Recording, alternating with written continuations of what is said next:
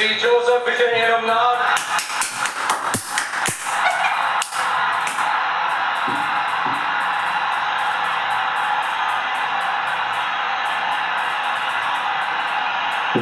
சட்டப்படி அமைக்கப்பெற்ற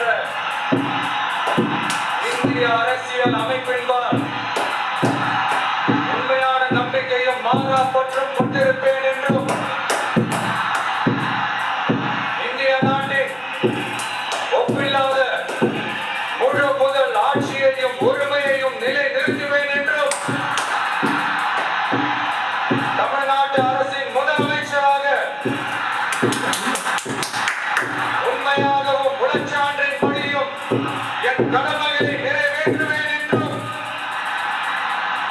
அரசியல் அமைப்பிற்கும் சட்டத்திற்கும் இணங்க அச்சமும் ஒருதலை சார்பும் இன்றி வெறுப்பை விலக்கி பலதரப்பட்ட மக்கள் அனைவருக்கும் நேர்மையானதை செய்வேன் என்றும் ஆண்டவன் மீது ஆணையிட்டு உறுதிமொழிகிறேன்.